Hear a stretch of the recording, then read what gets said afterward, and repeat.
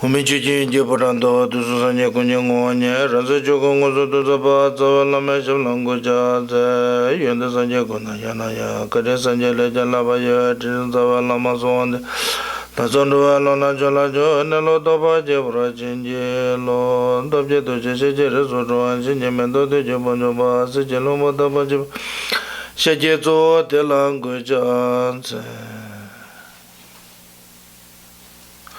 Mumuluraya Devada, Domaya, Jala Jujara, Devada Shajavala, General Junior language.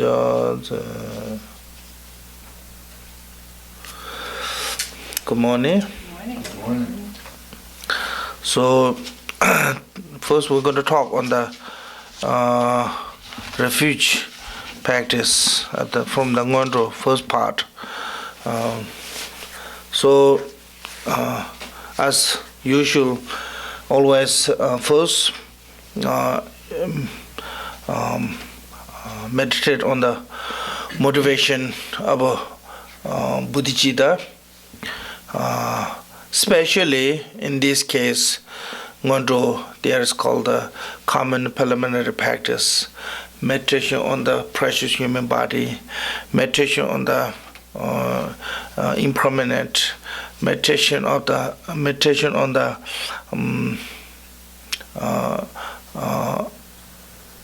karma or law of causality, and meditation on the faults of samsara. So those really helpful for our practices. Can turn what call more positive way by meditating on those subjects. So then once we have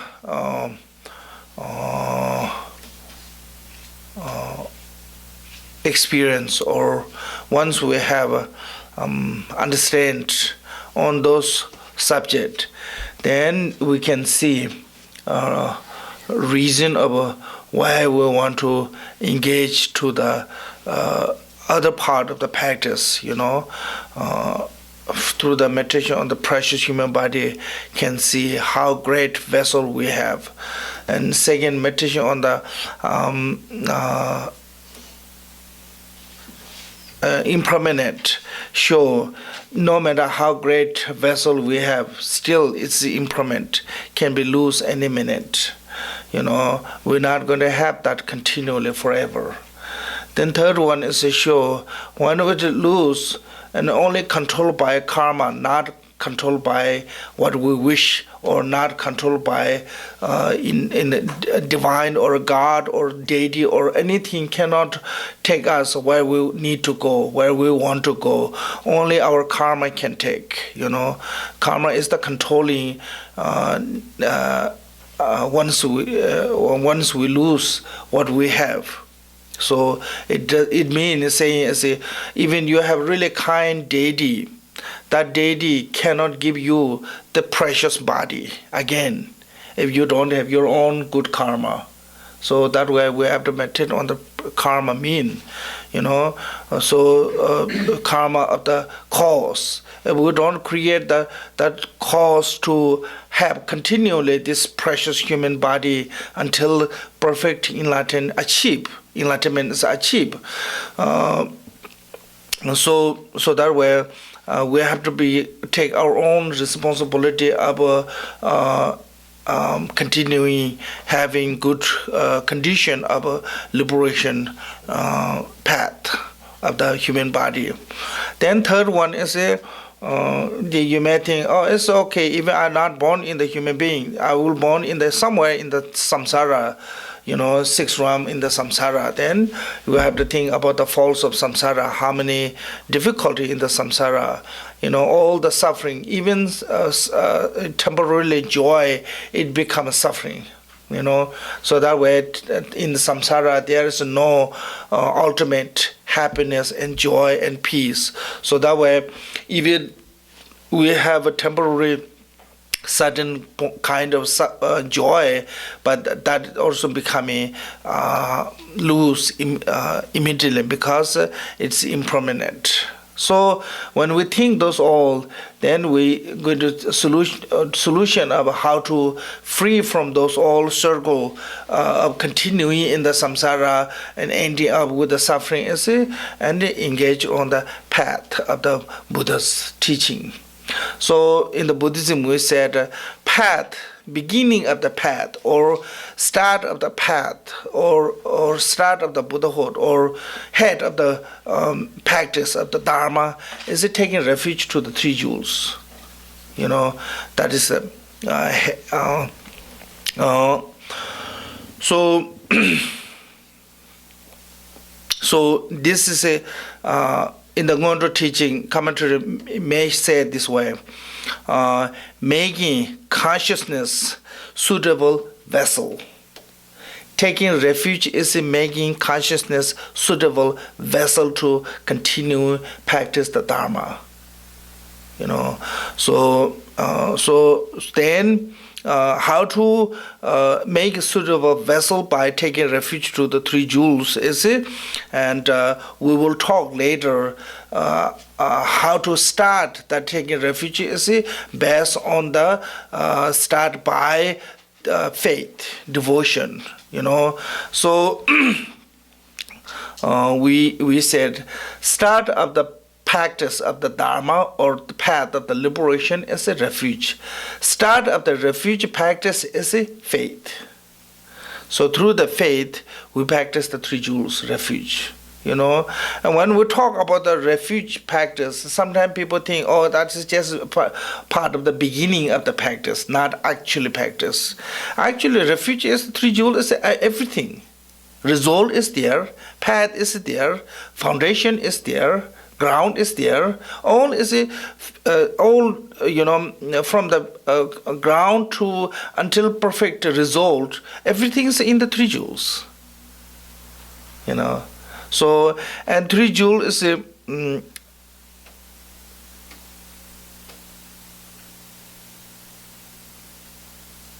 but first we have to recognize what is really a refuge object. There's so many. And especially in the Asian, Indian culture, there are so many different ways to people take refuge, worship, or whatever talk. You can go to, when you go to India, you see every under the big tree, there's one shrine. Every big stone, big rock, there will be shrine. Everywhere shrine. People worship. And local people come there time to time to do prayer and do rituals. So they're seeking some kind of protection, seeking some kind of help, seeking some kind of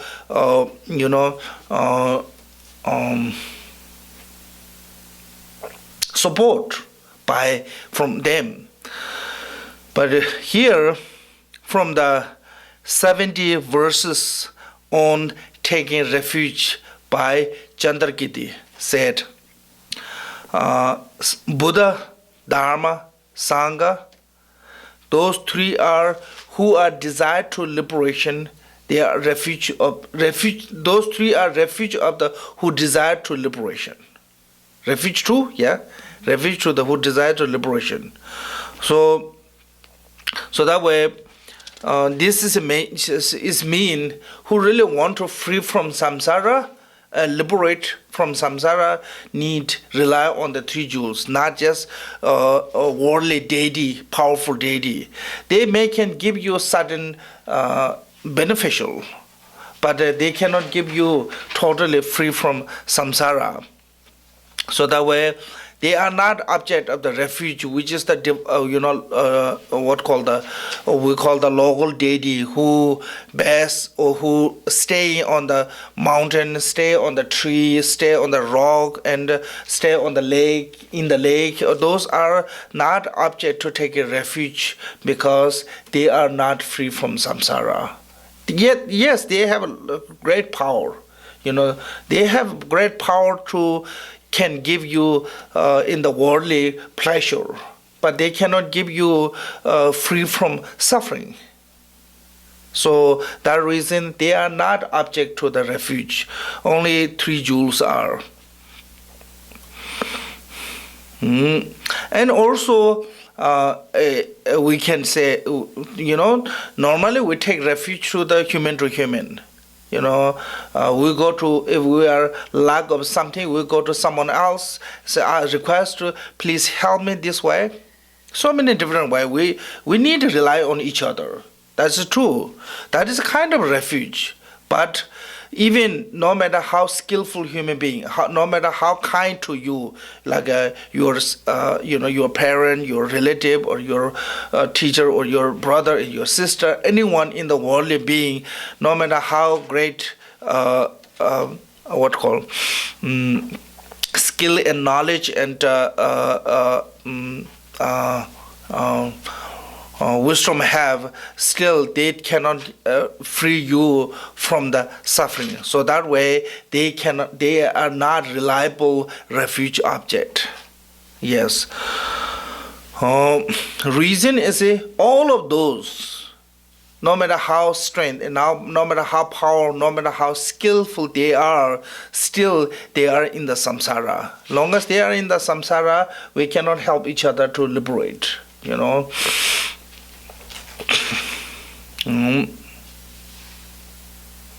So that reason we have to rely on the three jewels: Buddha, Dhamma, Sangha.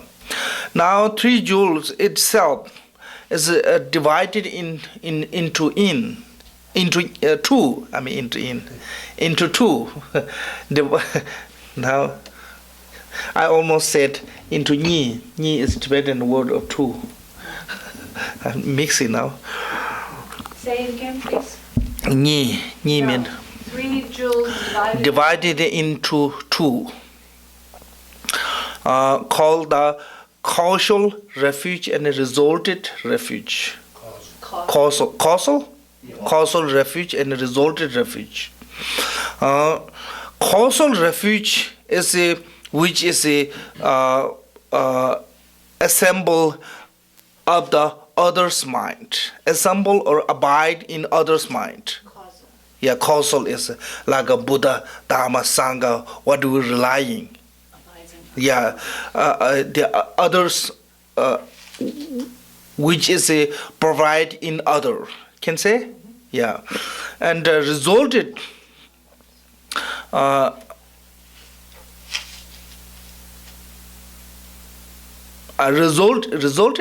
Resulted refuge. Yeah, resulted or fruition of refuge is within our mind. Our mind itself is three jewels. There's called the accompaniment of wisdom. That is Sudra mentioned. Providing in us, free from all the defilement, that mind, our mind, free from all defilement, is the Buddha. And that nature of mind is unshakable, cannot change by any circumstance. That nature, nobody cannot change. That is the Dharma. And that nature of mind with the great enlightened quality, which that is the Sangha. So within the mind, it is we have three jewels. Like our mind, free from defilement, is not different than Buddha. And that nature is no matter how circumstance change, but not that nature cannot change. That is the Dharma. Because no matter what we talk, what we say, the reality of phenomena cannot change. So same as the Dharma is no one can change. Buddha cannot change what Dharma should be. Buddha cannot make I like this way or I want this way. Even Buddha cannot do. So same thing is our nature of mind. No matter what happened, we go to in the hell realm, nature doesn't change. We go to enlightened, nature doesn't change. It always stays same way. So same thing is the Dharma, and that nature with always with an enlightened quality. That way Dharmakaya have quality. So that enlightened quality is no different than Sangha. So within our mind, three jewels is there. That is called the resulted refuge, inseparable within ourselves. Then,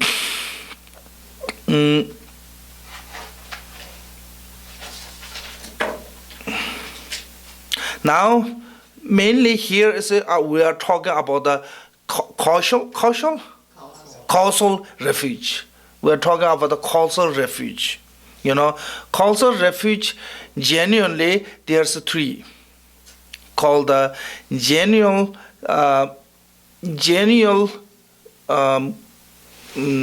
Buddhism refuge is three, called the Buddha, Dhamma, Sangha. And when it comes to the Vajrayana, and there's also have a Lama, or there's a deity, there's a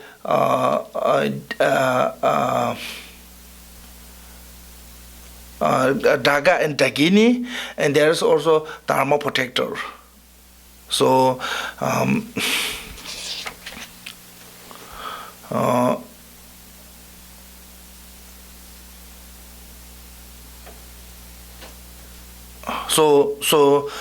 those are the causal refuge.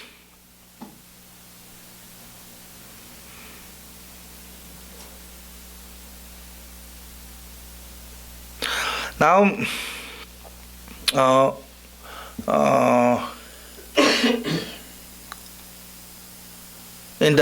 because in the Vajrayana tradition, sometimes it's also explained as three roots.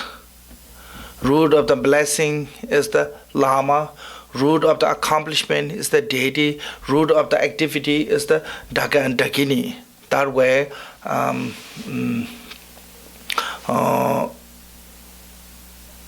we have six different six circle of the refuge, and there is a wisdom Dharma protector, root of the activities, can say, or root of the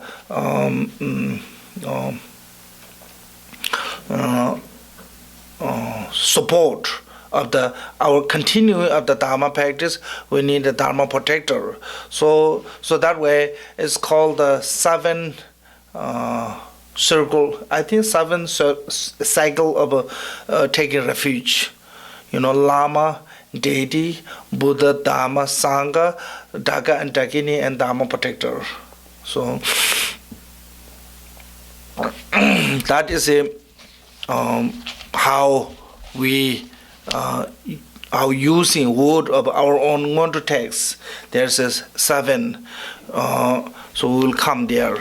So now, how to practice this three refuge practice? How to use? Because Buddhism is not just knowing what is there. Buddhism is mainly how to get there. We not just talk how wonderful India. We talk how to get that wonderful one.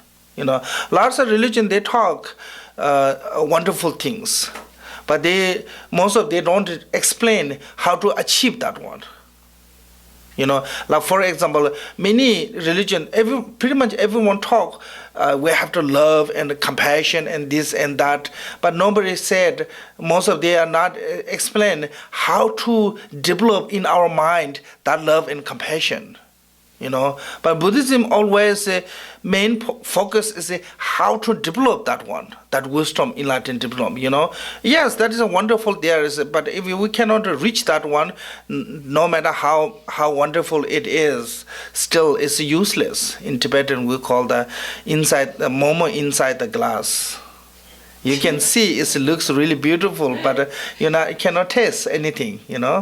So like this, if we talk lots of wonderful things and we not try to explain how to achieve that wonderful things, then it's the only moment in the inside the glass case, whatever called, like window shop. It's like window shop, It's just seeing, oh, wonderful, this is beautiful, then just left from here. So that reason, how to achieving that, how to practice that is really important. Without the practice, knowing is I think sometimes it become obstacle to train our mind, because we have lots of knowledge and don't put on the practice. Then we always said, oh, I know this one, oh, I know this one, this is not difficult, this is easy, this and that. We can count everything, but at the end of the day we get nothing. So just knowing is not good enough. So that way we have to put practice. How to achieve that is most important after the knowing. But without knowing, we cannot put practice. If you don't know anything, and you cannot say I can practice this one even I don't know. It's like the dog inside the dark of the house try to find some object. You may get that one hypothetically, or you may not going to get, like a turtle reaching to the yolk. It may get there or maybe not good, because you don't have an eye of wisdom of the knowing. Then it's really difficult to put on the practice. So I think that reason in the Buddhism, those both are really important. Knowing what it is, and once you know what it is, and I have to put on the practice. So so then now see here is how to put on the practice. You can look on the page 23 on the refugee text. In this text said, meditate. The surrounding is an inseparable form of a Buddha feel.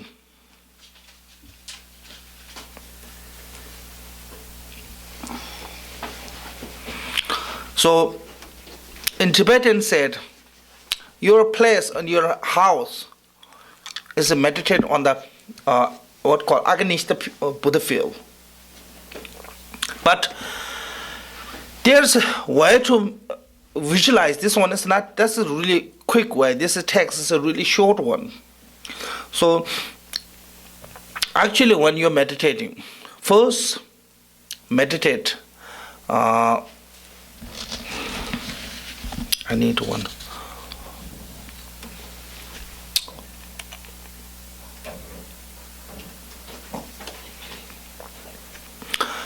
Visualize the lam syllable. Lam.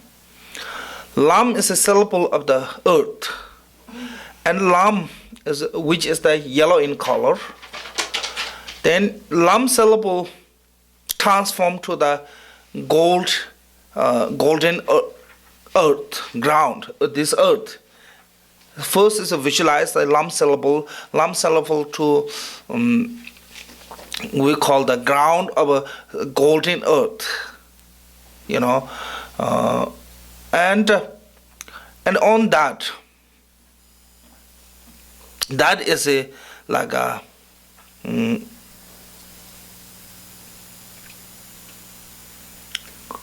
what call them size is a beyond the measure, greatness, and is surrounded by many great jewel mountain.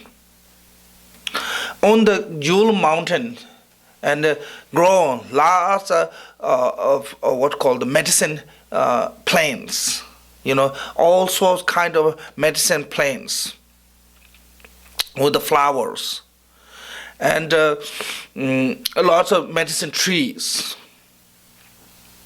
and on the plain and tree there are lots of birds, and like peacock, and those all birds which make really beautiful sound, and also those animals like deer, and those are playing really peacefully. The mountain and the village, everywhere.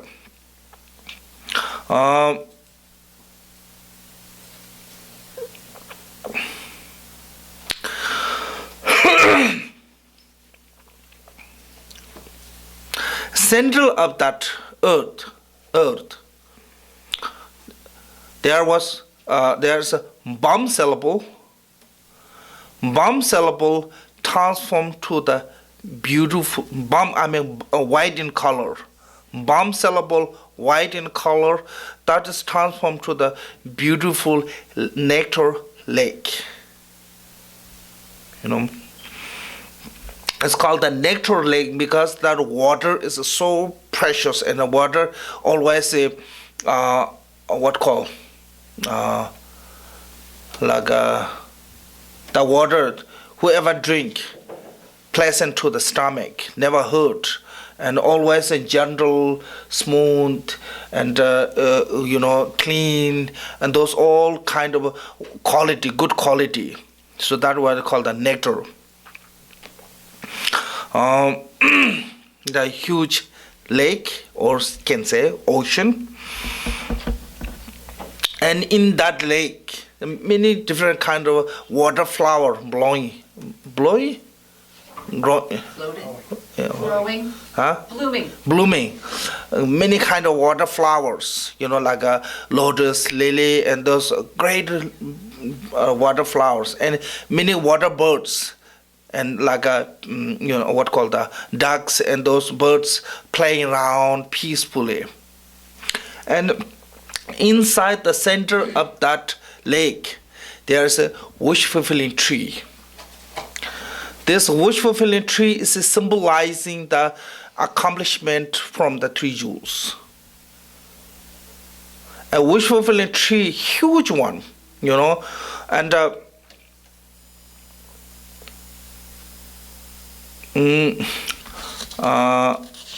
with the 4 branches, that tree.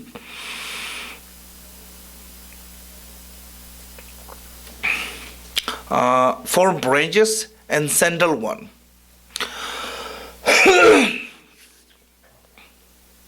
And that tree have leaves, branches, and a fruit, and any kind of wish is coming from that. And sweetness of the smell come from those fruit and the trees.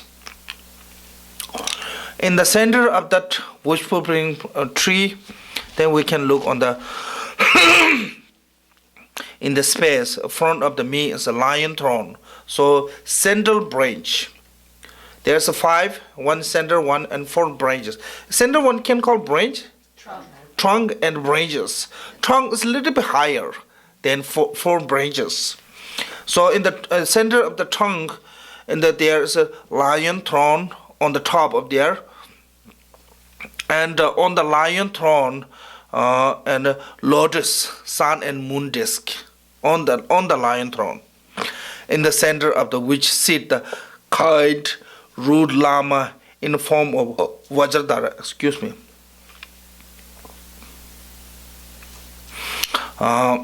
With the 7 characteristic.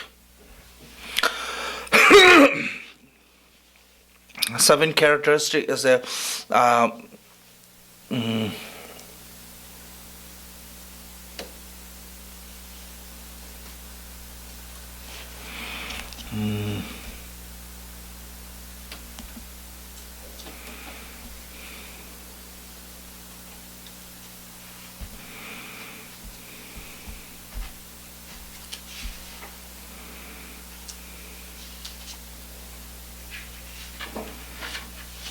in there.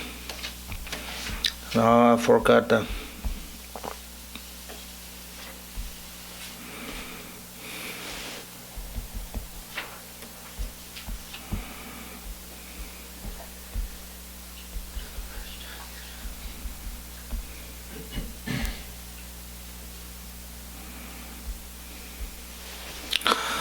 Okay, so right now, my bad that I don't remember the 7 characteristics of the number.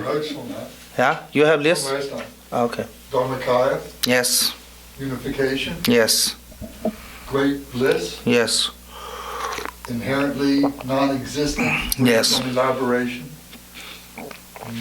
great embodiment, never varies, and the last is unceasing ultimate is a joy. Yes. Okay. So yeah, thank you so much. So those are the with 7 characteristics of the Vajradhara. So I think I mentioned this many times why we have to visualize our root lama as a Vajradhara. In the Kagyu tradition, Vajradhara is the representative of the Dharmakaya Buddha. So we have to see our Lama as a Dharmakaya form, so that way we can receive the blessing of the Dharmakaya. If you see the Lama as a just ordinary form, you only receive the ordinary blessings. So that reason we have to visualize our Lama as a Vajradhara form. So you can see in the refuge field there's 2 Vajradhara. Center one is a big one, and top one there's a Vajradhara. So that is a central one is your root lama form of a Vajradhara Dharmakaya, and top one is the lineage lama of the Vajradhara. So different. Then Could you repeat that, please? central. There's in the field, in the refuge field. In the center, there's a Vajradhara. That is your root lama form of the Vajradhara. Manifests as a Vajradhara form. Can you see? Yeah. Yeah. Then on the top of there is called there another Vajradhara is called the lineage. Yeah. Yeah. This one is, for example, this one is your root lama form of Vajradhara, and top here is a Vajradhara. This is called the lineage lama. So here is talking about the central one, seat in the kind lama in the form of Vajradhara with the 7 characteristics, and blue in color, 2 arm, holding Vajra and bell, cross at the heart, and gracefully sitting with a Vajra posture. So this is a blue in color. Blue is in, we said space is blue. So that's the representative of the space. Space is a blue. Space is also, we put the example of emptiness. Like space, because space actually have no color, no shape, no form, and space is not exists. Space is exists here, but there you cannot show this is a space, and this shape, this color. You cannot take picture the space. You cannot draw that space. So that way,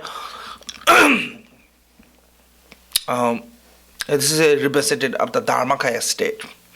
And 2 arm with the holding Vajra and bell is a Dharmakaya, inseparable with the union of the wisdom and method.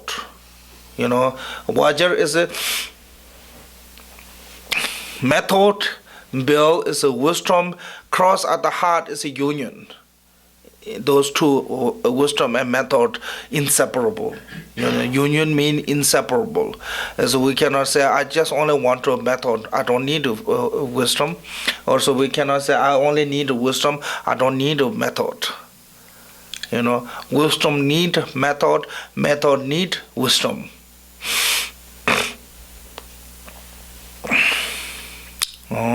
So that way, crossed at the heart, gracefully sitting in the Vajra posture. So this is a saying is a even manifest, never remove from the mind, is from the meditation state. Sitting or cross leg is a Vajra posture. Is a symbol of always mind is on the meditation state. Adorned by a silky robe and a various precious jewel ornament, surrounded by all the lineage lama. So this is all the robe and precious jewel, and those all is showing is an enlightened quality, because the Jiddu Sunga said the Dharmakaya is with a quality. Dharmakaya is not talking about the nothingness, So that way, Dharmakaya's quality is showing by this all the ornaments. Ornaments is a symbol of the inner quality, inner wisdom, inner joy, inner realization of joy of emptiness. No, this is a Dharmakaya in this case. Okay.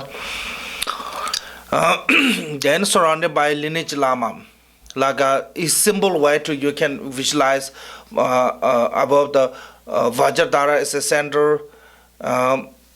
Then there's two different ways to visualize.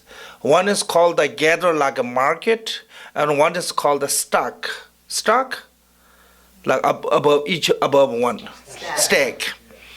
So two ways to visualize. If you want to visualize like gather like a market, above that Vajradhara, another lineage Vajradhara is above that Vajradhara. Okay, and surrounded by all the lineage master like Tilo, Naro, Marba, Mila, Kamboba, Pamondurba, Lurjida Sungun, and all the Drikung lineage master is surrounding to the Vajradhara. It's called like gathering to like market. All surround, seat, same label of the seat, and all surrounding to the root lama. And another one is a stack, is like above your root lama, and other one and until to the Lord Jidasungun, above the Jidasungun Pamondruba, above the Pamondruba, Kamboba, above the Kamboba Milareba, above the Milareba Marba, above the Marba Naroba, above the Naroba Tilu, and above the Tilu Vajradhara. So there are two different ways to visualize. This is, I think, commonly every practice, every Tibetan tradition have either way. These two way. One is called a gathering like a market, and another one is called a stack. Stack. Stack. Stack. Stack. Yeah. That's stack. Either way is okay. Both ways okay. That's called the lineage master, lineage lamas. And from the lion throne is the Idam Chakra Sambhavara, a male and female aspect in union. Union whose manifestation is spontaneously appearance and emptiness.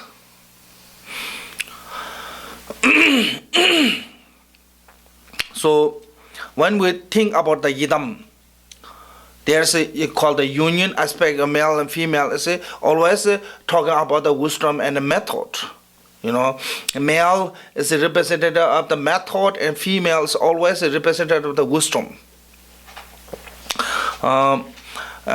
Then they said, whose manifestation is spontaneously appearance and emptiness. Every deity is we have to visualize this way. We cannot visualize a deity form of a flesh or blood and this kind of what we have body, or we cannot visualize a deity what we built by material. It's called the illusory body. It's see clearly form, yet there is nothing to grasping like a crystal glass. See clearly, but there is nothing to solid. So that is a way to call the appearance and emptiness. That's kind of union of appearance and emptiness. The deity form is. On the right side is a throne, is a symbol of the Buddha, and the 3 times past is what called Mameze in the past. And include the Mameze, and there are many Buddhas in the past. And the present Buddha is a Shakyamuni Buddha. And future is a Maitreya, and like Avalokiteshvara, Manjushri, and those all come one by one. But mainly, Shakyamuni Buddha is the central and surrounded by all the 3 times Buddha. And also, the Yidam deity is the Chakrasambhavara is the central, because our Kagyu lineage, after the Milareba, main or called principal deity in our lineage tradition is the Chakrasambhavara. So that way, Chakrasambhavara surrounded by all the 4 classes of the tantric deity, surrounded by all those. Then behind is a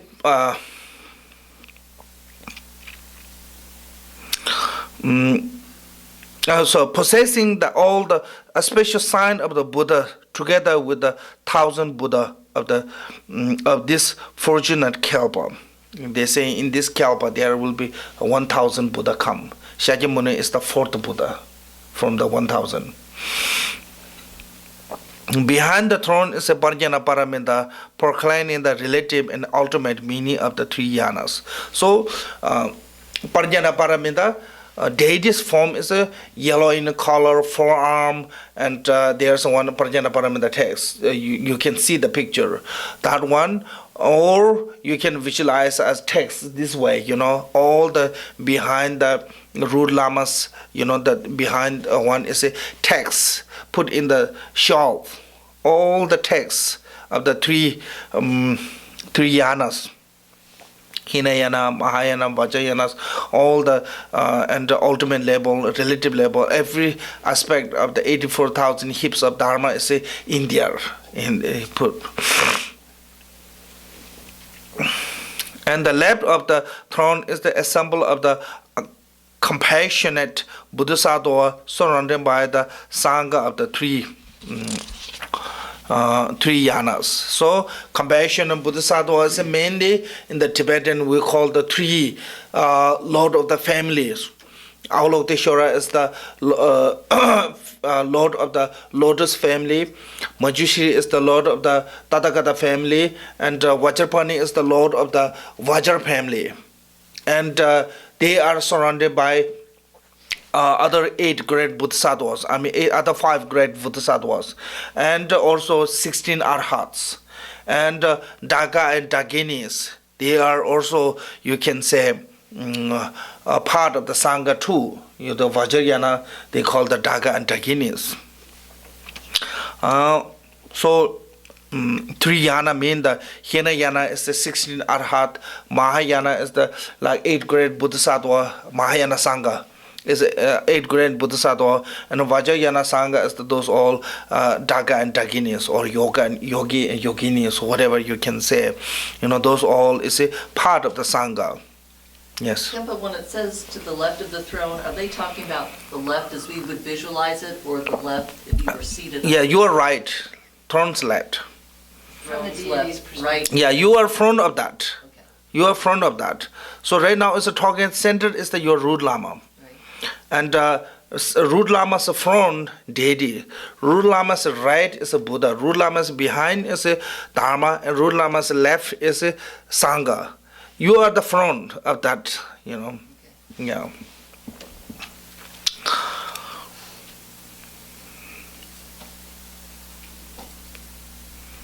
So just to clarify, Yeah. when you're visualizing this, it's as if you were on the throne to the left, No, right, no, when we're reading it. no. Opposite? No, Well, when we read, no. what page are you on? You are not on the throne. 25. No, you're not up at Yeah. the... This all is a front of you. This all is a front of Left you. of the throne is assembly, so I'm sitting in front of the throne now. Yes. So to the left... It's not a left of your left. It's talking about the left of the central date. Exactly. Yeah, central So I tree. just said that one. So I wanted to clarify that that was true, because again and again, Which, it's all right. yes. It's to the left of the Yeah. throne of the Yeah. visualization. One here saying is a right of the throne, right side is a Buddha is a your left, and left of the throne is a your right.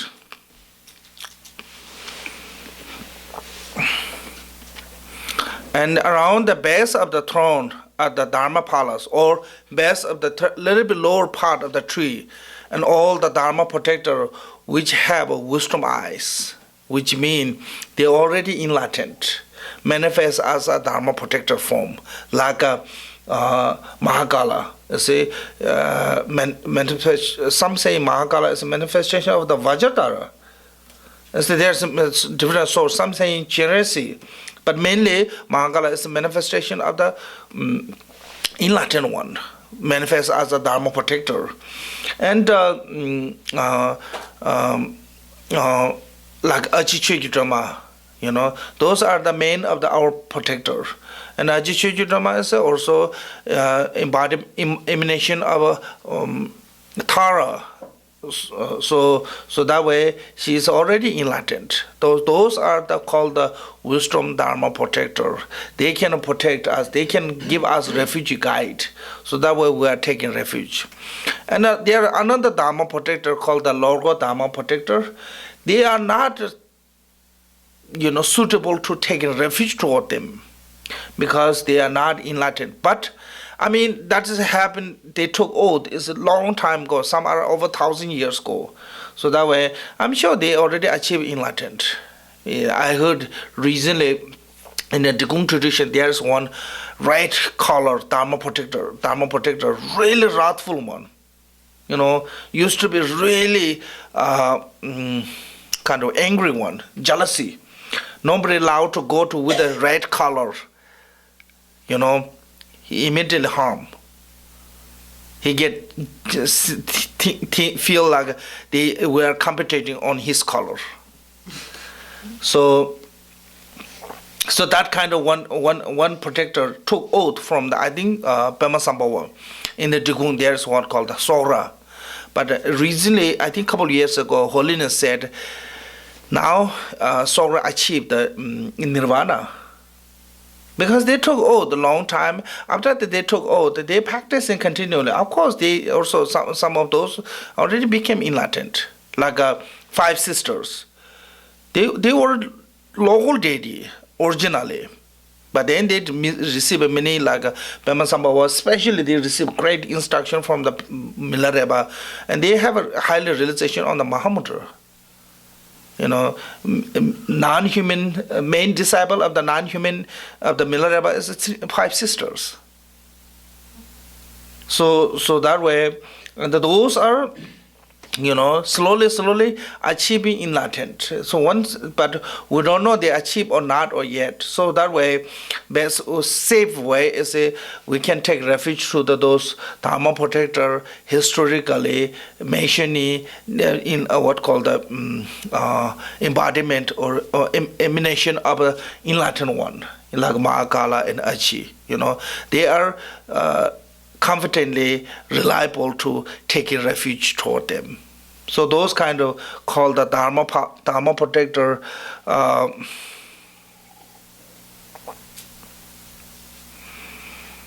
Dharmakala, ocean of the guidance, gathering like a cloud.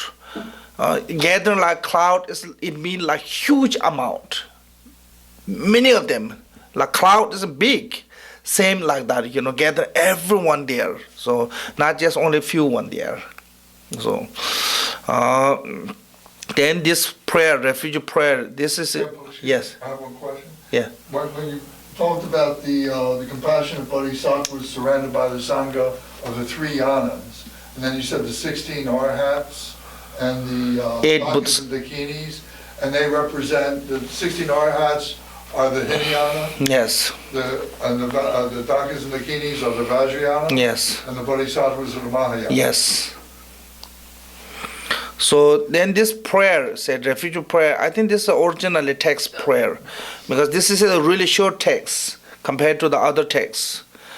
And in the prayer said Buddha Dhamma Sangha Yidam Dharma protector, and what called supreme object of the refuge for the protection from the hold of the suffering of samsara. We all migrate or go for refuge until enlightenment is attained. So repeat 3 times, all many. Then other one is a Bodhicitta. I rejoice when all sentient beings are happy and free from samsaric suffering, swiftly attain ultimate Buddhahood. For this purpose, from now on until I achieve enlightenment, I will follow the path of the ultimate goal. So this is the Bodhicitta. But what we're counting is this one, after the page 28. By counting this one, and we do prostration. Said, we take refuge, kind, root lama, and lineage lama.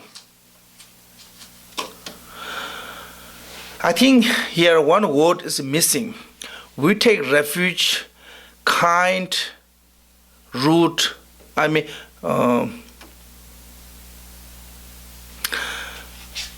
kind, glorious root lama. That's really important. I think glorious is have to come here. Glorious is bringing a big different meaning, not just kind. Glorious is it mean in the Sanskrit word called the Shri. Shri is not ordinary. Shri mean some highly achieved. glorious or Shri is which is highly achieved. In the Buddhism, in the Shri, you can read the Chakra text. There is a Shri Chakra and the meaning of that described Shri is Shri mean who have realization of the non-dualistic, non-dual wisdom. So lest they have to achieve the first bhumi, then can call them Shri Guru. In the so that way I think should have here we take refuge in the kind, glorious root Lama, root and lineage Lama, root and lineage, glorious root and lineage Lama. Make sense that? Yeah. So should have here glorious is a really important word because Tibetan have their glorious, but English is missing that word. Glorious make big difference. So. First saying, take refuge in the kind, glorious root and lineage Lama. That way showing even your Lama is a ordinary being, you must see as a Dharmakaya, like we explained before, as your own good benefit. It should be visualized as a Vajrayana. That way, Vajrayana, no caution for the glorious, achievement of the non-dual wisdom. So I think that word is really important to put here. That is missing because Tibetan there is Tinchizawa the Yubrajipa Pandelama Tamanala. Pandelama means glorious. How about extraordinary? Yeah, but most of the time I heard they translated glorious. We have that prayer, glorious, holy Lama. Also that they use that glorious. It's the same, come from same. Dampa is glorious? No. Palden. Yeah. Tamba mean also another one is like Tamba mean the holy, I think Tamba can translate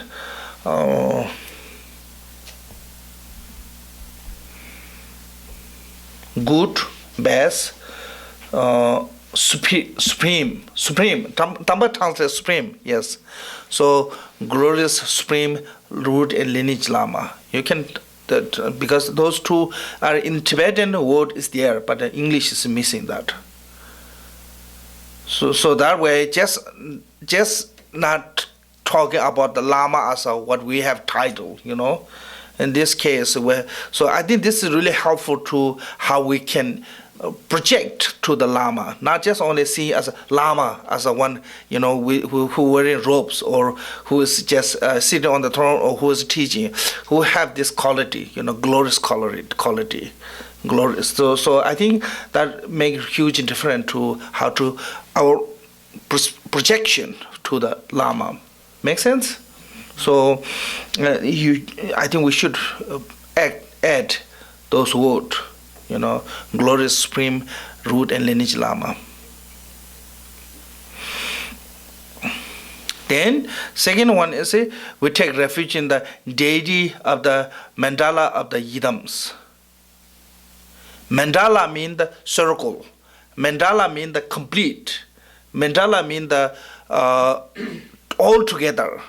So, like each deity, when we talk about the mandala, it's talking about the whole the universe of that deity. Like Chakra when talk Chakra mandala is sometimes people think the mandala means just kind of like a art or something. It means the palace or the whole the Pure Land completely there writing on there. Making on there. Is the main is the object of the palace is what called the bird eye. Build a mandala on the sand mandala or on the paper, and there's also sometimes we build mandala really physically. You can see some temple we have include our Janjuling. There is one Chakra mandala built by wood, a really beautiful one. So those are called built it mandala.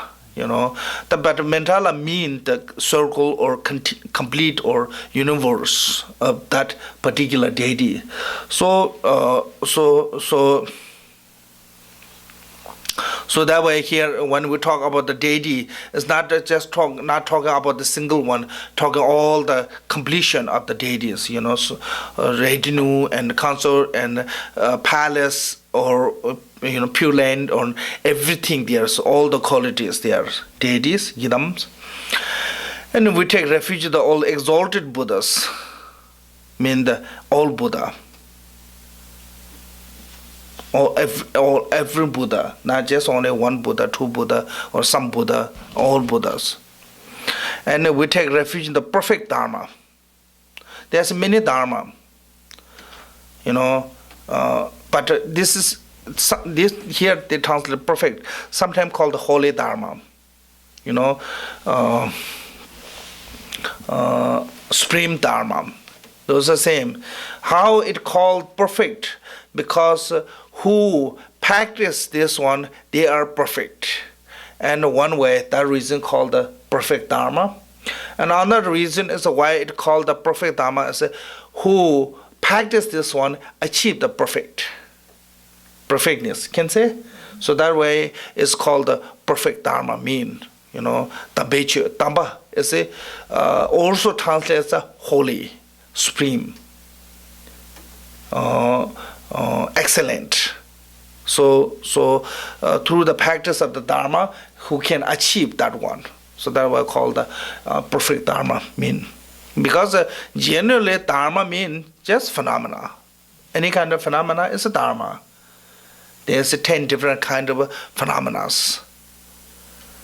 Within from the 10, there's like a path, nirvana, and literature. Some of those are holy Dharma, but not all 10 are holy Dharma or perfect Dharma. So, perfect Dharma, we take refuge in the excellent order of the Sanghas. So, excellent order, I mentioned, this case, let's have to be achieve certain realization, those Sanghas from the first bhumi to certain point of realization have to achieve. That we call the perfect, excellent order of the Sangha. Sangha is mean the community, gathering, so I think excellent or Arya, and the Tibetan word said Phagpe Gindu. Phagpa mean Arya. Arya is mean the in Latin one. In Latin Sangha. Really it's saying it's in Latin Sangha. Not just excellent or excellence as a worldly excellent. In this case, excellent mean who is gone beyond the samsaric circumstance. So that we call the excellent. In Tibetan called the Papa is mean Arya, Aryan.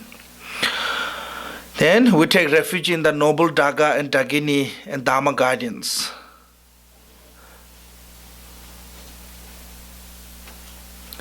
Especially in the Vajrayana, Dagini is the Dharma guardians. If you abuse the Vajrayana, then easily you can get punishment from the Dagini. What kind of punishment? Sometimes you lose your life. I heard in the Dharamshala one really good with the Tummo practice, one person. I'm not sure he's monk, but a really good practitioner.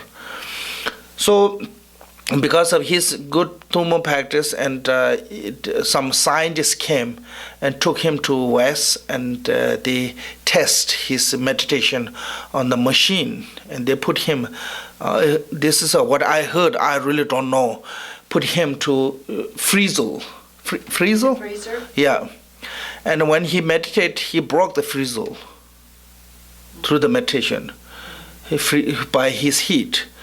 And so then, because he showed those publicly, and after he come back, after a little while, he got sick and he died. Before he died, he said, I think this sickness is a punishment from the Dagini, because I show improper way in the Vajrayana, practice. What's the proper way to show? Proper way to show is that people only can see is who have a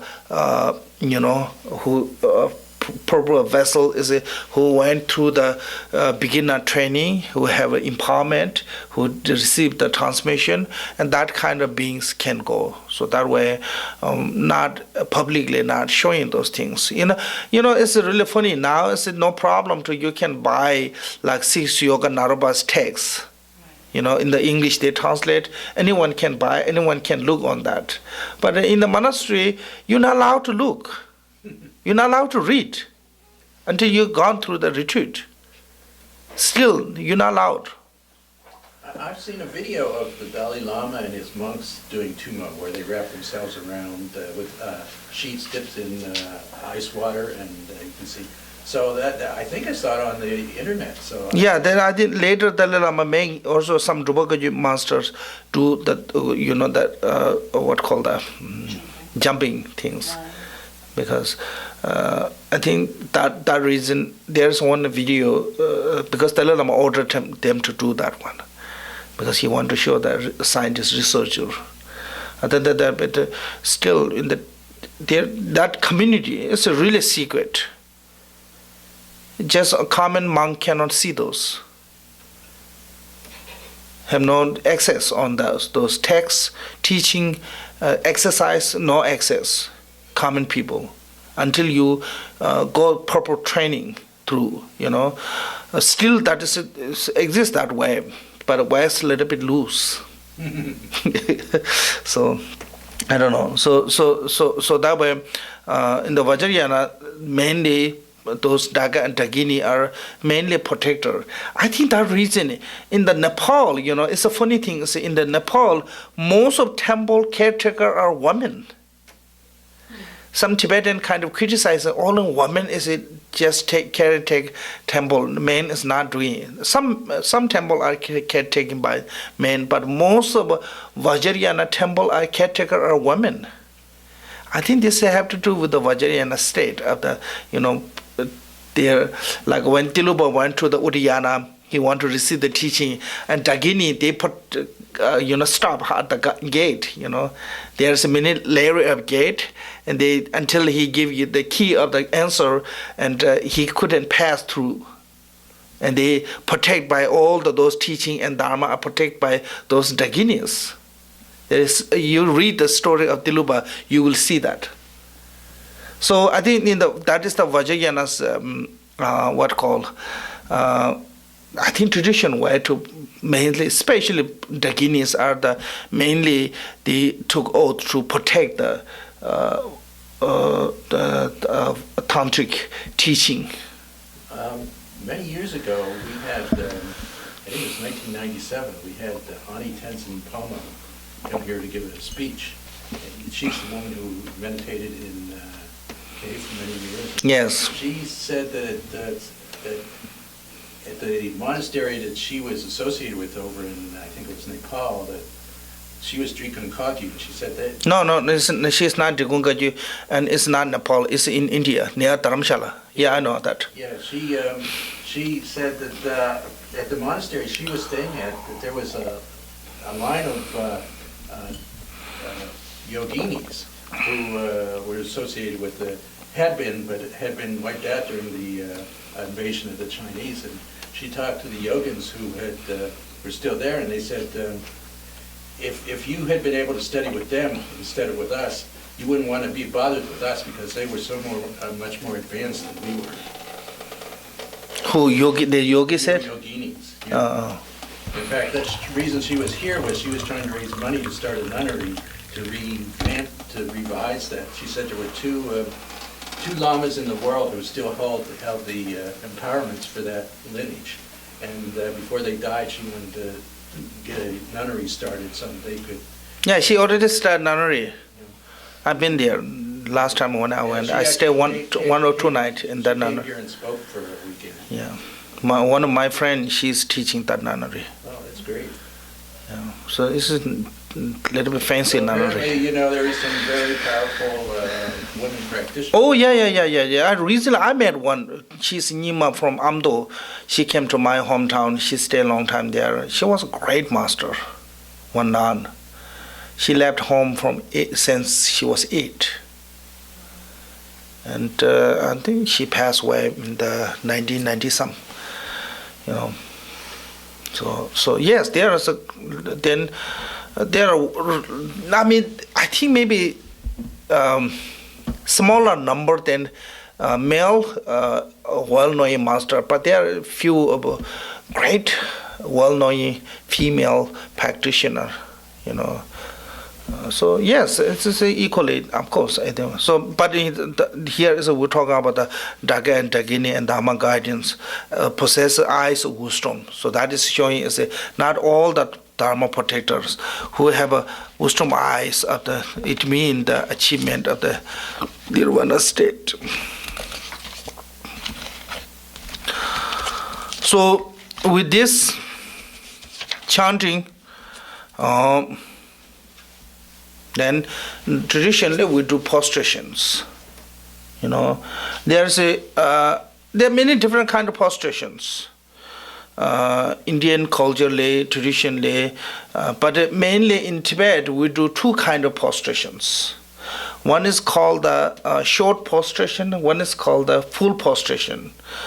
Short prostration or full, but either way, you must touch 5 points of a body to the ground: forehead, 2 palms of hand, and 2 knees. Knees have to touch to the ground. Those 5.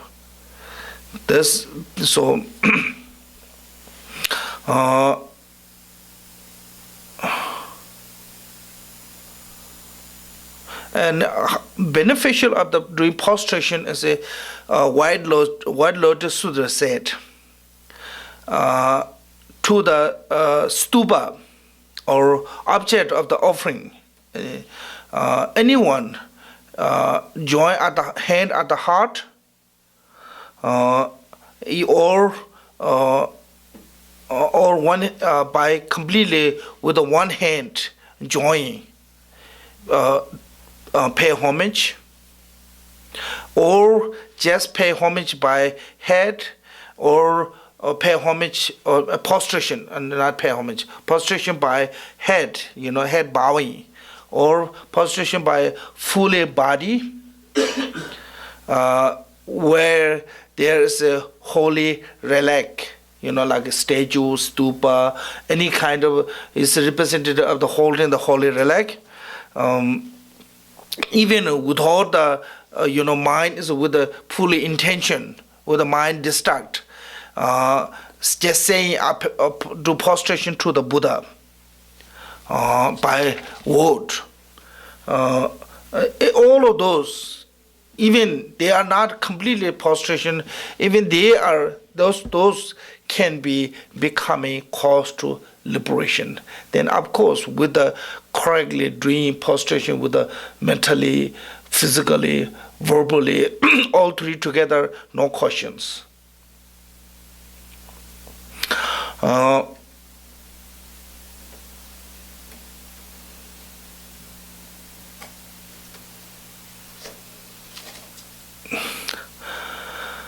This is told by my uncle's teacher called the Trishipema Chögyam, one of the great yogi. His teacher is called well-known called Shajishiri. If you ask any Tibetan, most of Nima and Kaju, most of they knows Shajishiri. And so Trishipema Chögyam mentioned this one to the. They said, when you do prostration, correct word to prostration, even that is really helpful to what called release the knot of a channel. Because we have lots of knot channel, and one more we release the knot of channel, more our mind is becoming close to the nature. And once we totally release those all channel knot, and we achieve the Dharmakaya. in the Vajrayana tradition. So he said this is really helpful for release those knots of channel by doing prostration.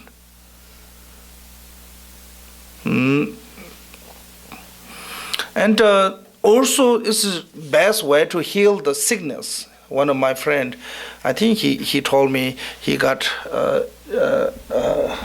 TB sickness, 3rd stage, and he did 100,000 prostration. At the middle of the doing prostration, even what called splitting blood, and then later it's gone, all the TB gone. And also, I had knee problem when I was like earlier. And I did prostration and came lots of liquid from the knee, especially. And after that, all that problem gone. Well, So- I can speak of my own experience. After getting out of the hospital, it was just difficult for me to do 1 or 2. Now I'm doing more than I've ever done before. Yeah, so you look good also now. You, I think, gain a little bit more. Yep. Yeah, Dharma. yeah, I think. Studying Dharma is good for your health. Yeah, so I think that this prostration is not just only like a system of doing that one. There's a many benefit get to the really high level practice by prostration. Of course, health too. So all.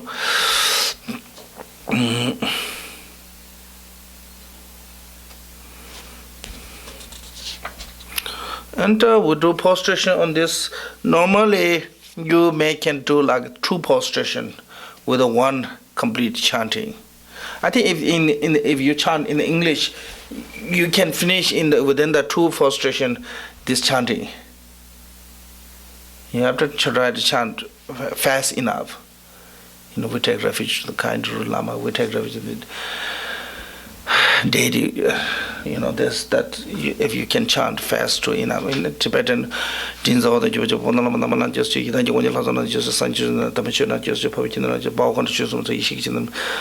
it's pretty fast enough to not longer take more than 2 prostrations.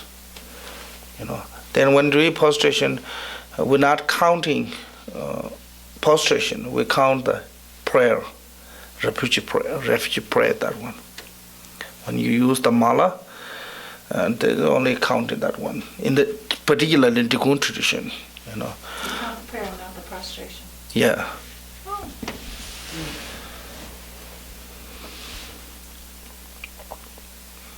So you get 2 prayers per prostration if you're fast. Yeah. 2 prostrations per prayer.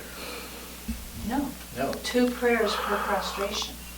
If you're fast verbally, then No, I don't think so. no? No, it take 2 prostration for 1 prayer. 2 prostrations in one. Yeah. So you want to learn to pray fast. Say you have to do 200,000 prostrations.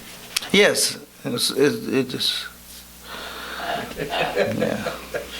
I'm working on the next 100,000. So I mean, I said last time, it's not really 100,000. It's just limitation of have to do that way. Tapo Teshinanje said, let's try to do each those preliminary practice 1 week. He didn't mention have to do 100,000. And the 100,000 is created by later. At the earlier beginning, they don't have that system. Like you read the Marva's story, he never mentioned to Marva, to the Milarepa, you do first 100,000 prostration and do 100,000 Vajrasado. He never mentioned that way. Those are part of the deity's sadhana, actually. Those all is a part of the sadhana. I've always, actually, I was reading, Annie Tenzin Palmo, when she was here, mentioned that she thought for us Westerners, giving us a number was not a good idea because we have this idea that, that we do X number and then we're done with it. And Yeah. she said, it would be better if the lamas questioned us and asked us about, what has changed? How are you experiencing things Yeah. differently than Yeah. what you did before? Yeah. Because I talked to somebody who, he said when he finished Ngondro, he did all his Ngondro, he went back to his lama And he was, he thought he was going to get some sort of paper, a diploma or something. And, and the Lama said, oh, that's nice, now here, do this one. And he was just really disappointed. He thought he should get some sort of an award for completing his Ngondro. No, we don't have that system, you know. That's a Western system. We don't have that.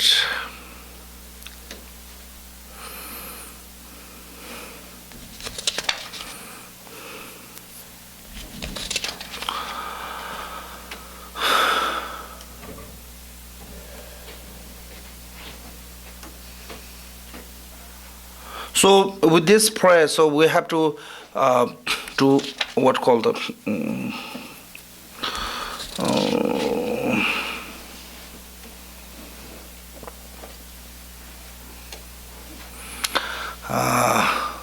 do prostration.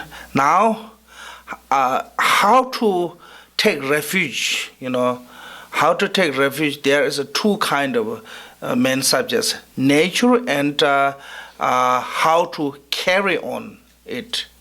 So, nature of that taking refuge is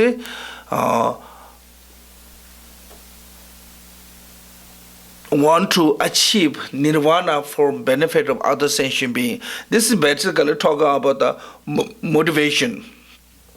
Then, how to carry that is by reciting the prayer of a refugee prayer.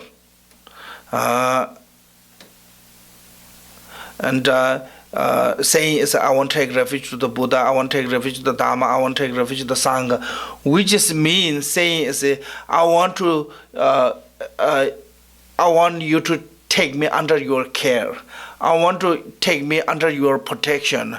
I want to take me under your guidance. I want to take me under your support, your support, and under your assistant or under your subject. So that way I don't have to look anywhere to receive the protection or receive the guidance. So with the confidently taking refuge to the three jewels. So then, now with this, when we're doing refuge to the three jewels, and we have to talk about the measurement of the taking refuge. Measurement? Can say measurement? Measure. What is the measurement of the taking refuge? Measurement? Benefit? No. Scope? Measure. Yes, just measure. The evaluation, like What are you measuring? What is the measurement? What is the purpose? Taking measure means taking account of, What is the scope? what is the gauge? yeah. Yes. The view? What is the breadth? How do you analyze? Measure.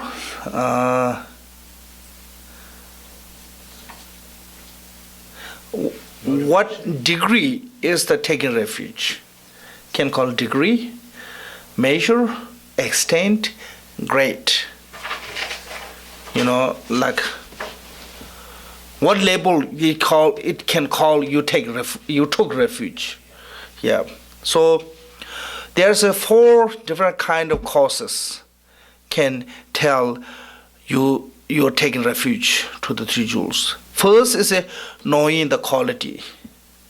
Second is seeing the what called knowing a distinction.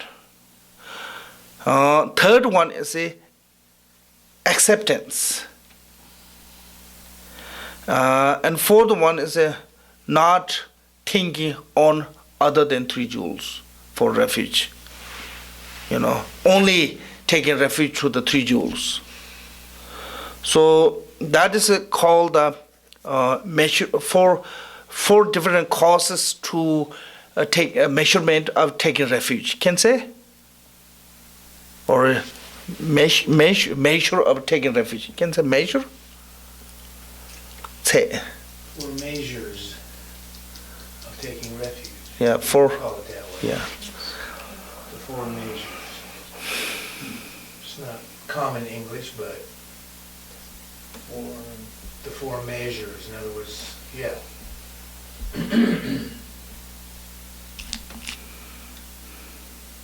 So measuring the quality, measuring the distinction. Yeah, measure of the acceptance, not measuring. Taking measures means taking account, looking at it, what's the breadth, the depth. No, I think this saying is what make you have a degree of taking refuge. Can say degree? Degree? Intensity? Yeah, intensity of the taking refuge. So 4 different causes have intensity of taking refuge. Yeah. So first one is seeing of the qualities. Is this, I'm trying to understand, is this the reasons why you'd want to take refuge, or is this the result of what you want to take refuge? No, this is like when is you can tell you took refuge. You know, what kind of measurement can tell you took refuge? What kind of changes you notice in yourself?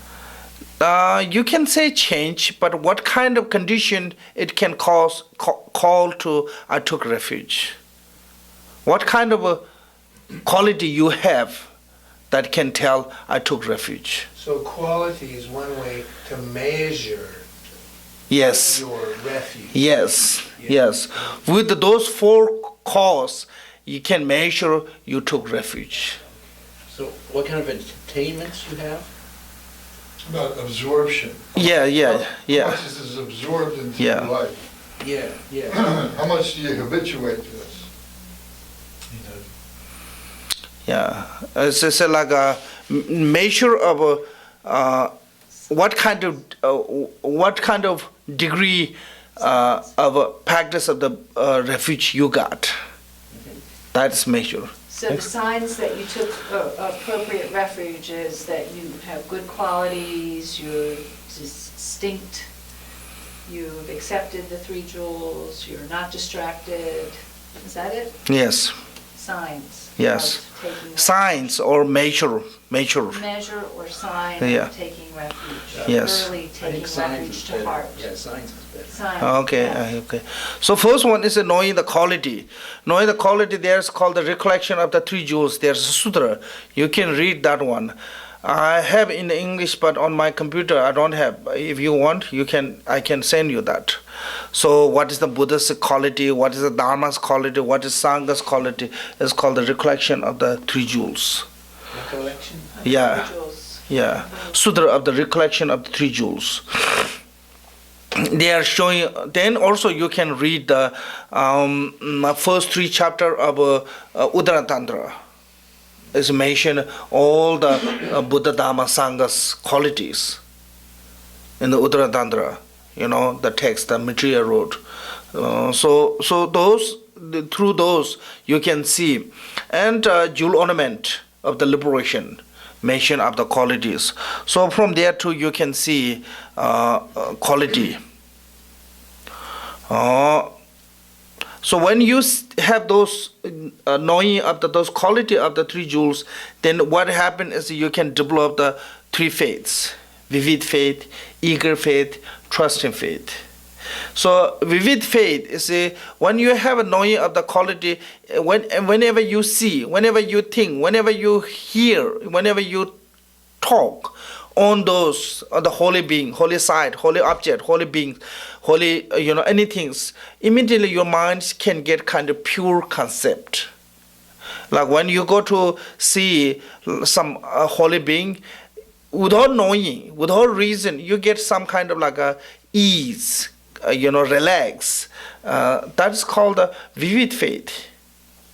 Yeah, because you know their quality, because you know their, the achievement. So that way you can have feeling of that. It's called the vivid faith. Then second thought is you have eager to, I want to achieve like that. Once you have that vivid faith, then you're going to have eager. I want to achieve that. So, like we want to achieve the 3 jewels quality. Then trust and faith is how to achieve that one by practicing the what called the Buddha Dharma. So trusting that is the perfect cause to achieve of Buddha's Dharma and Sangha's quality. So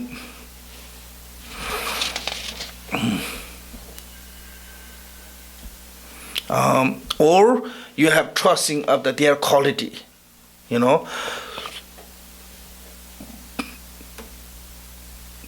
So with this vivid, eager, trust and faith, then no matter what circumstance come in your life, you always are not going to seek other than the help of 3 jewels, Buddha, Dhamma, Sangha. Even you are really happy, joy, you will remember Buddha, Dhamma, Sangha. When you are suffering, miserable, you will remember Buddha, Dhamma, Sangha. Because sometimes we remember Dharma because we are miserable. But when things go well, then we forget about the Dharma. Then we think other things. But when we get sick or things go a little bit problem in the life, they immediately think, I should do some Dharma practice. But if you have that measurement of the 3, your faith is strong enough, no matter when, no matter where, no matter how, what happening with your life, you're not going to forget the 3 jewels, Buddha, Dhamma, Sangha. Any circumstance, always the Buddha, Dhamma, Sangha is there. That means your faith is strong. So,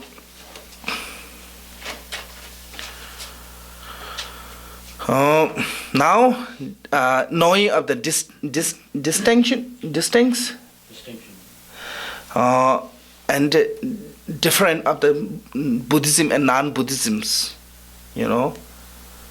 like who is the Buddhism's teacher, who is the non-Buddhism's teacher, and what is the Buddhism's teaching, what is the non-Buddhism teaching, what is the Buddhism's Sangha, and what is the non-Buddhism's Sangha, what they do, make different. That I think that it really helps us to what kind of character I have to carry if I call myself Buddhism. I'm not saying we criticizing they are not good, we are better or not that way, but each one have their own character, each one have their own representative, can say. So we have to know that one. Then based on that, then we can have our own identity. We should remember our own identity, who we are. Once we accept that one, and we have to remember that our identity.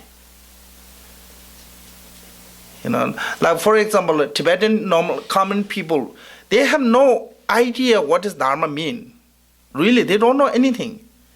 But essence of the Dharmas like love, causality, faith, and this kind of really important part of the Dharma is they always remind with them, even they have no knowledge. They're not going to change immediately their religion or their identity for easy way for small benefit. Make sense? Because even they don't have knowledge of the Dharma, what we talk, we give speech, we discuss, that kind of, they don't have knowledge, but they build that in their blood, in their, in the soul, that essence of that practice. Make sense?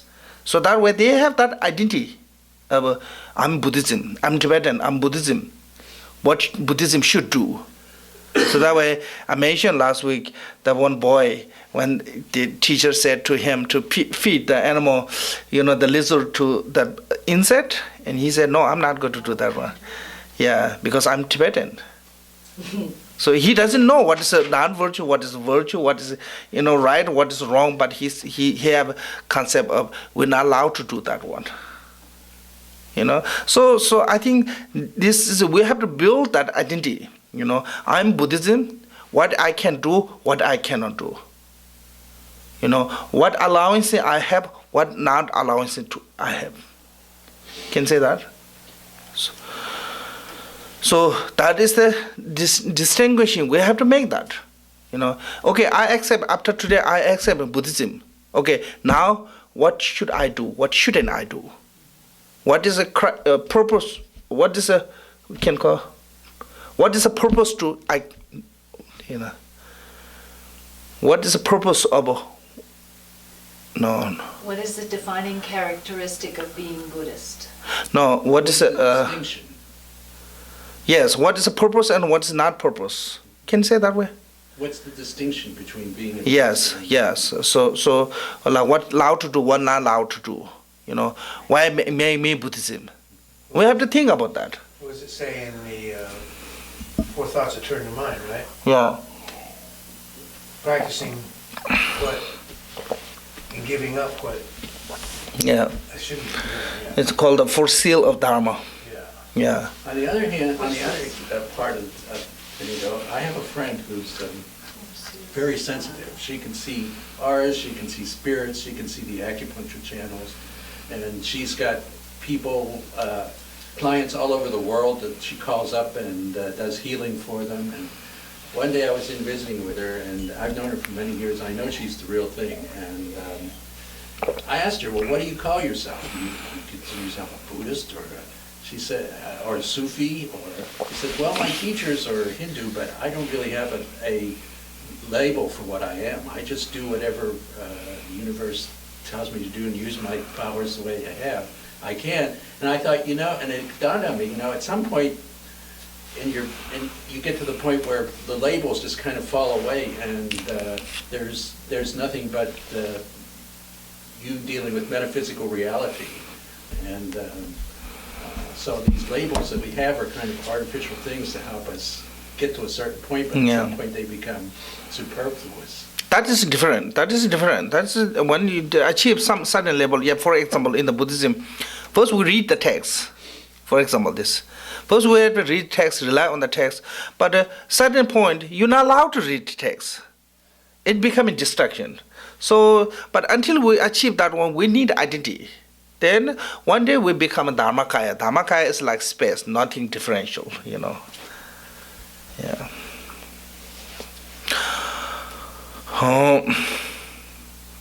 Then within the Buddhism, also there is we divide on the three yanas. I think that have some reason to why it's divided in the three yanas, Hinayana, Mahayana, Vajrayana. There is a reason. Because everybody cannot become a Vajrayana. Everybody cannot become a Mahayana. Everybody cannot become a Hinayana. Like when Buddha was giving teaching in the India, and king of the Uddiyana invited Buddha, and he said, I want to become like you. I want to become a Nirvana. First in the Buddha. There are many in the Buddha camps. First in the Buddha. Then Buddha said, for that you have to renounce. You have to give up all kingdom, everything, and you have to become a monk, and then you can achieve Nirvana. And he said, impossible things can be possible, but me being renounced is impossible. There's no way I can achieve Nirvana by suffering. I don't want to achieve Nirvana by suffering. But then Buddha saw he have that ability to can be achieved Nirvana by blessing.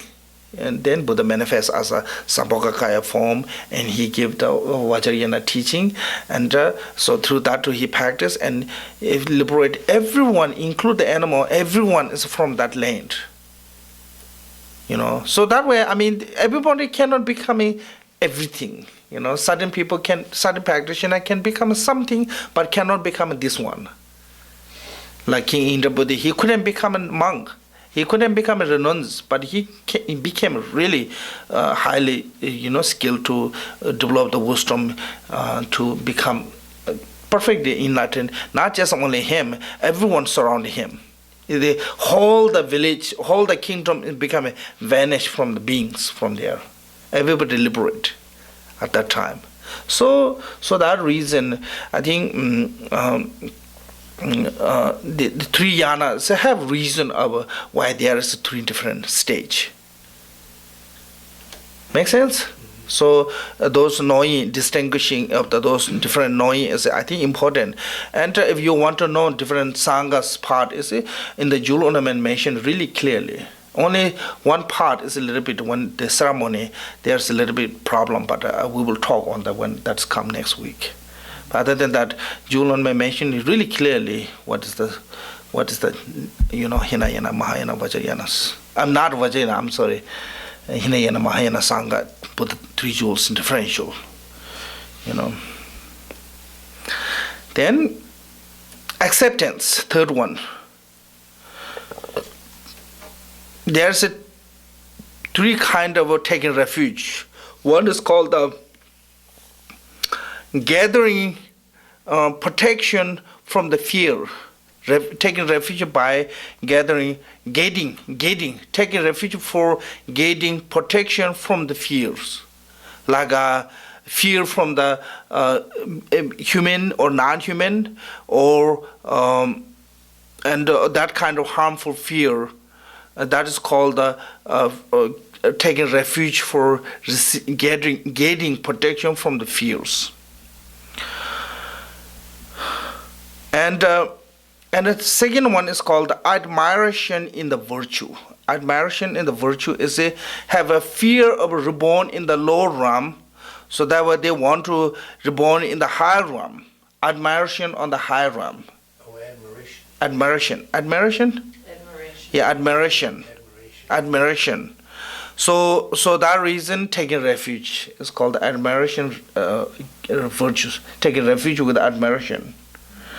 And the third one is called seeking freedom from the cyclic existence with the renunciation.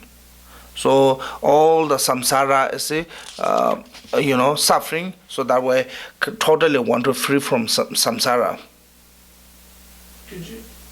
What's the admiration again? Admiration is admire of the higher beings quality, like a virtue, like so that we want to achieve the again God and human beings. Yeah.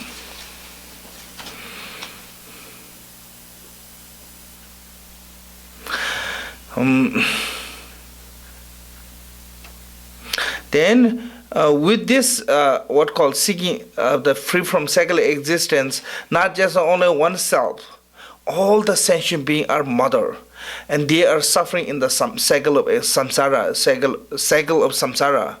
and want to be liberated from the samsara. For that reason, taking refuge is called the special refuge of the Mahayana, not just only taking self's liberation.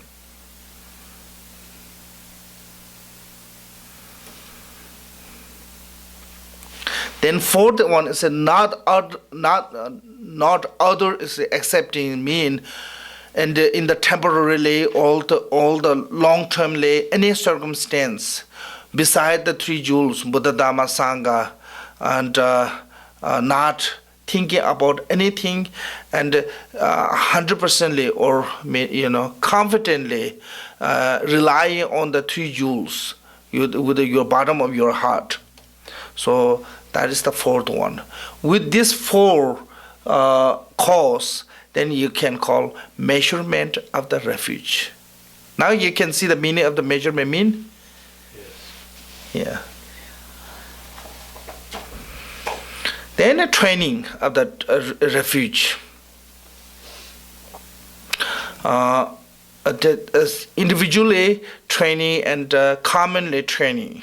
First, individual training mean there's a three abandoning and three practicing. Three abandoning mean once you took refuge to the Buddha, that is called the perfect upasika of the taking refuge to the Buddha.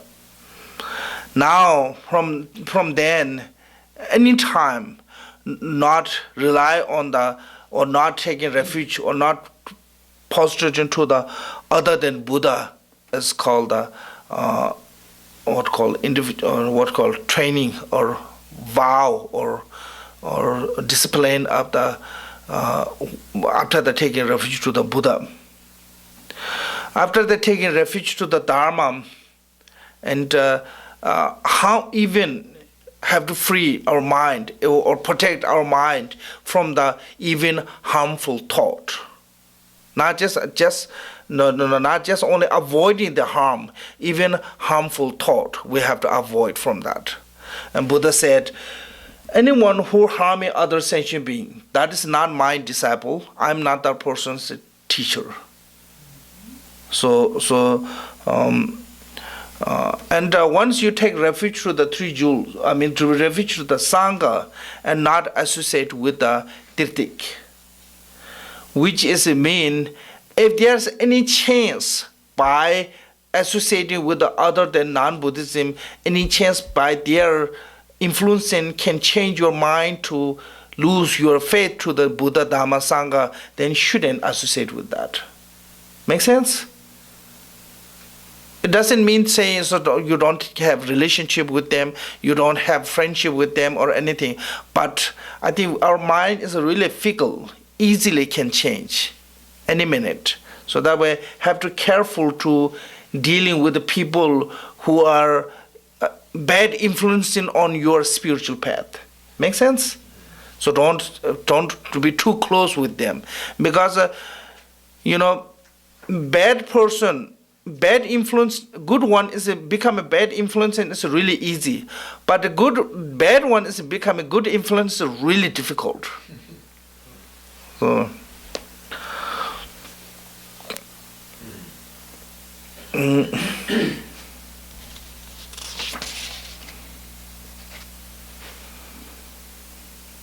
then common training, there's two kind of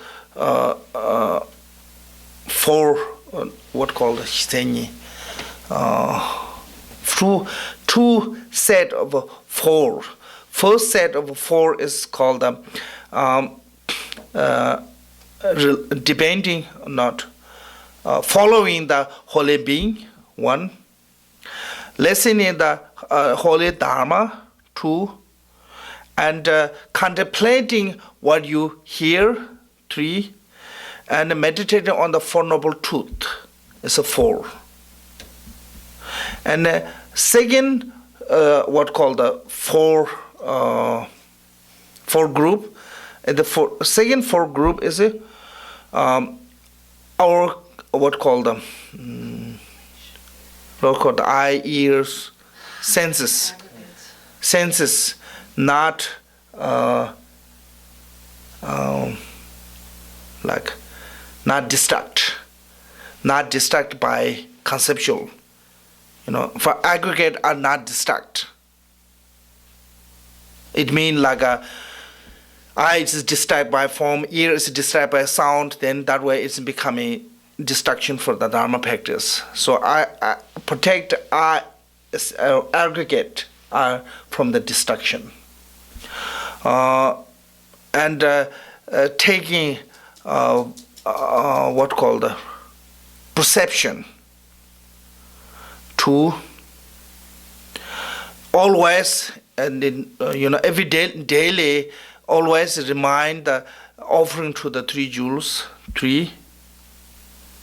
and even it causing to the lose your life, not giving up three jewels, four. So there are four set of two different four set. Can we slowly repeat them? Yeah. So the first First set, there's four. Right. Said, following the holy being, one, and listening to the holy dharma, two, and contemplating on the holy what you listen, three, and meditating on the Four Noble Truth. meditating on four. Yeah. And the second one is first, no agitation of your aggregate. Agitation or distract. What do you, your No aggregate agitation or of what? Your distraction senses? from aggregates. Right. In other words, don't put yourself into situations that are likely to upset you. Yes, some kind of like that. Yeah. And also like when we're listening or meditating, and some kind of sound come, they distract. Some kind of form come. So that kind of like don't agitate by the sense of those object. Not let distract. And taking precept, taking vows of the precept. Take vows. Yeah. That's number 2. Yeah, number 2. And third one is remembering the offering to the 3 jewels daily basic. Like that is a good one. Is we offering the water. Every day morning offering water, evening taking back. Take it down. It's a really good exercise. Because of water, we never get of the stinginess of I'm spending there, because it's almost free. So it's only cost little amount of the water. So that way you're not going to have, I cannot afford this every day. Anyone can afford the water every day, just small amount of water. Fourth one? The fourth one is even risk of your life, not giving up the 3 jewels. One king who tried to invite, the Chenju is the mentioned in the Lamb of the Path. His brother captured by the Muslim, and they said, if you give up your dharma and convert to the Islam, we will release you and we will restore your kingdom, become really strong. And he said, no, I don't want that. Even you take my life, I just stay in the Buddhism. And I'm not saying Buddhism is better than Islam or anything, but whoever you're comfortable, just stay with that. Don't force by become something what you don't want. Then you never be happy actually. If you become forced by something and become something because of the forcefully, and whole life will be miserable. Make sense? So that is talking about here.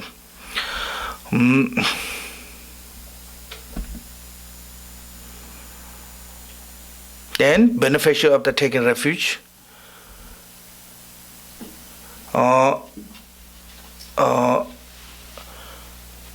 There's Vajrayana's mention what called the telling of the realization of the Vajrayana text.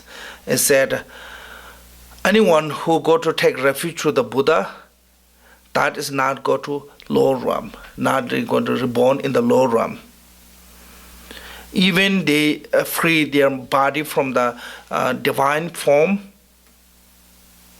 and will be born in the human realm, which is saying, I think human have a better access or better circumstance to engage through the Dharma practice than even the God realm.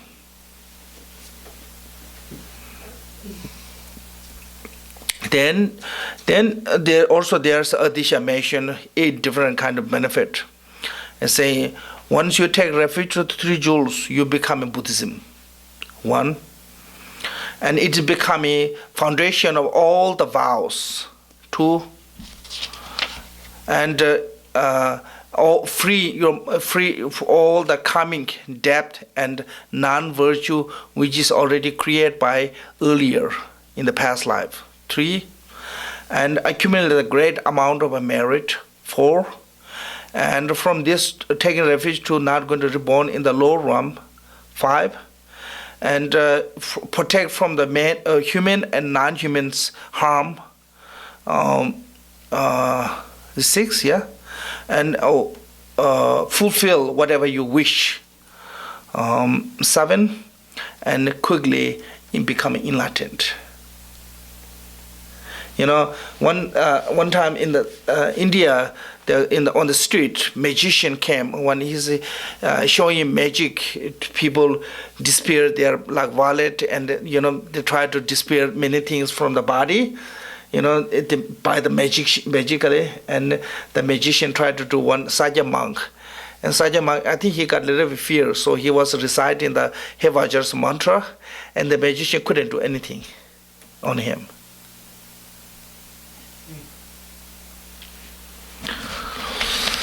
So that is briefly on the refuge practice. Thank you. Thank you. welcome.